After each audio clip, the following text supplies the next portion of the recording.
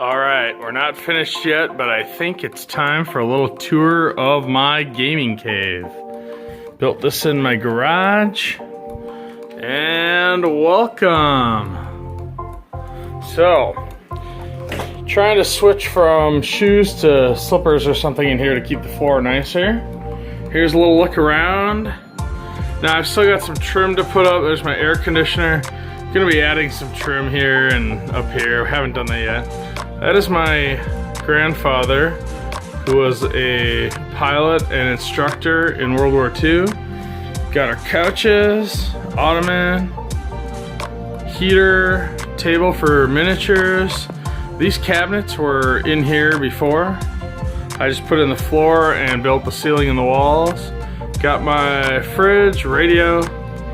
This is actually a photo of me at Philmont Boy Scout camp in 1997. I am that guy.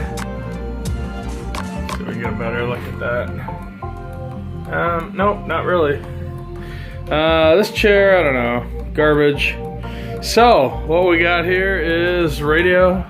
Now this cave is basically a blend between a couple things that I love. Number one, I love smoking cigars. So this is my chair where I sit and light a cigar and watch YouTube videos. And then also I have got into gaming thanks to my friend Sean. So nothing too elaborate. Got some X-Wing. Tried out some Wings of Glory, that's pretty cool. I got all my X-Wing stuff in here, or most of it. There is a smart TV, nothing fancy. Got some bolt action on.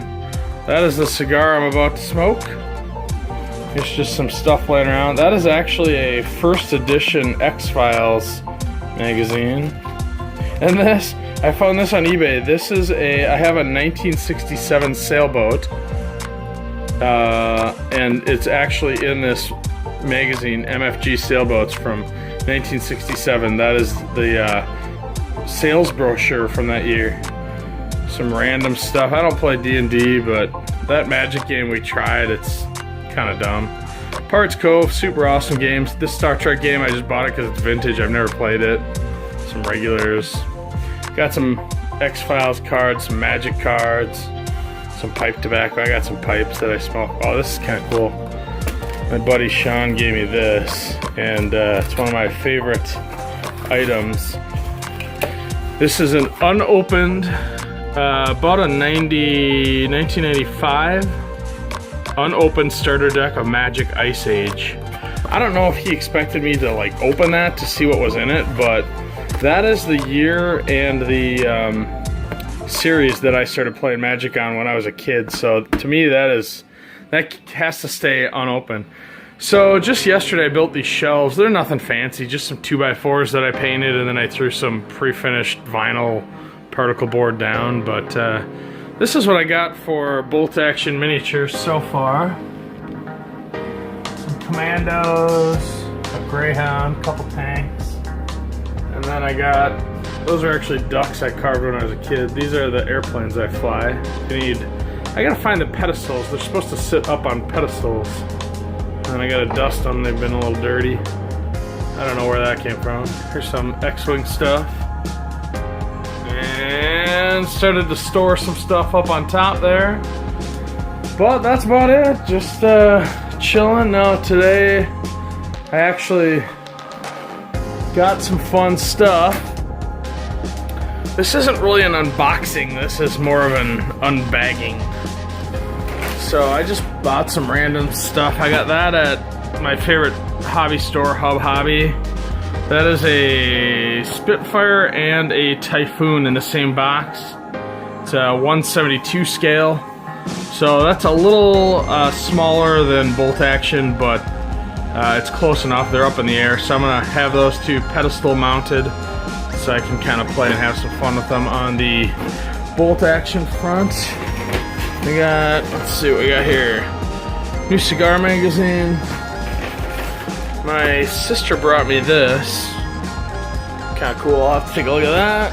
And let's see what else we got here. Got some British infantry. I'm gonna throw those guys together. 25 infantry guys. This is kind of neat. This I got off eBay. This is an Air FX. This is a really old, probably like a 70s, maybe even 60s model 172 scale of a Bristol bow fighter. I am super excited about this. I realize that this is kind of cool in the box as a vintage item, but this thing's getting built. I want that so bad. Add that to the stack. Let's see what else. Oh, this is kind of cool.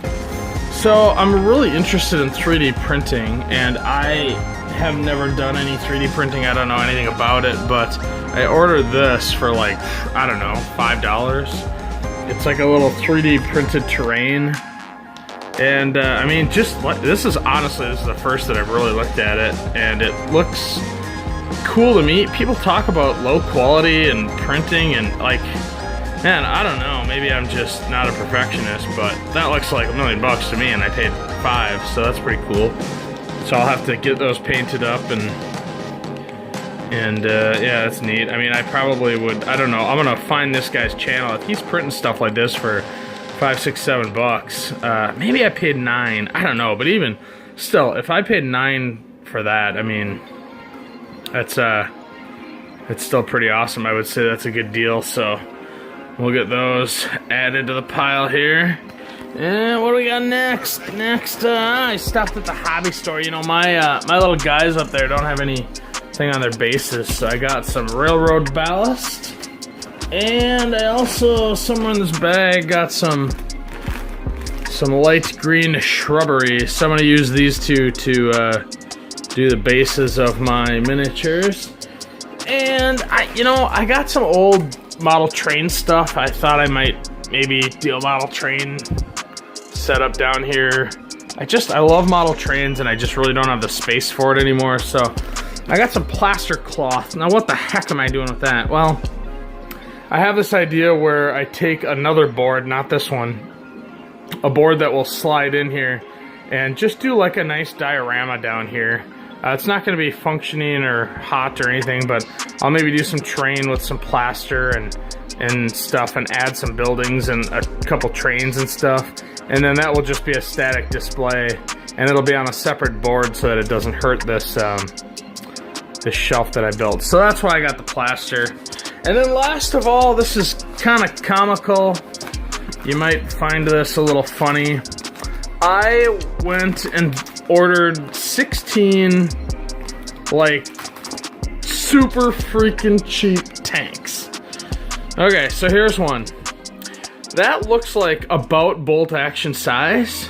Obviously it's really cheap. Look at this. Now, what the heck? Obviously I'll probably end up cutting these wheels off so that they just sit on the track. And I mean, it's cheap. I got 16 of these for, I don't know, $10 or $12.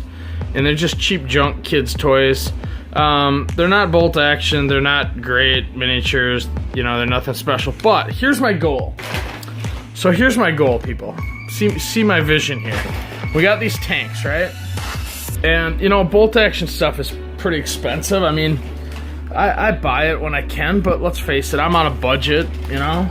So, and I want to play with my kids, and I can't wait for like 2 years until I own enough stuff to actually play the game. So this was my thought. My thought is, why not get a bunch of cheap tanks? Now I'm gonna hand these to my kids and let them paint them. I'll probably paint some really cool. I mean, by the time I get one of these painted, you are not even gonna notice, unless you pick it up, that it isn't a bolt action tank. And my idea is that we can start doing some tank wars and stuff, and even if they're just sitting around on the shelves, I think that's gonna be so awesome. And I told my kids, you know, my kids say, well, Dad, does everything have to be camouflaged and army looking? I said, no, I don't care if you roll onto the battlefield. I got 2 little girls. You want a pink tank, purple tank? I don't care. So I told them, hey, it doesn't change the character. It's not like a pink tank rolls on and they roll differently because they're easy to see. I mean, I told the girls, you know what? I'm gonna give you these tanks and I'm gonna let you go in your art room and you paint your tank however you want. So we'll probably divide these up, and I'll paint some more authentically, and I'm sure we'll have some interesting art going on here with the tanks. Anyway, That's the pile I'm working on now. I have a 1/72nd scale B-17 bomber that I'm working on, and that's a pretty big plane. It's huge, and I think I'm gonna make that thing into a crash site. So this is what we got for now. This is the pile, and this is the hangout. Now I like to this light up here, which is like a freaking alien abduction. Ow! This is that's better. So that light is just going to be basically for gaming, but otherwise I just have that little lamp on in the corner, and it just gives kind of a nice warm feeling here. I kind of like it dark. I mean, I want to sit here and smoke a cigar and not have bright lights. So the idea is just that when you're gaming. Now here's my plan. I'll turn that light back on. So what I want to do is I want to basically set up a table here somehow. And I think a standard bolt action table is like 4 by 6 feet. So I think that should fit here. And here's my plan. You set up a card table or a temporary table that folds up, and then you put the board on top. Now the board on top is going to be already pre-painted. So you just set it down. It's got pre-painting done. You set on your items, your houses, your fences, your walls like this. You set that all down. You take it off the shelf. You grab whatever you want. You set it down. Now if you want to change the game, you move all that stuff off temporarily, and you flip the board, and the other side is painted differently. One might be French countryside, one might be Africa, one might be Omaha Beach. Then you can have multiple boards. I could have 6 different boards, double-sided, and then I take the boards and I just slide them right here into this little spot by my fridge. That's my poker table down there. But that's my idea. I can even move the fridge over another inch or 2. So you got a whole collection of boards here. You just pull out whichever one you want, you lay it down, then you grab all your stuff off the shelf, you make your board. It's a different game every time. I think that is my plan here. And a little trimming to go here, and then I didn't do any taping or mudding. I hate taping and mudding. You can judge me. I don't give a shit. I don't tape and mud. I actually built this whole shelf so that it covers up my terrible sheetrock job. But you know what? This is a man.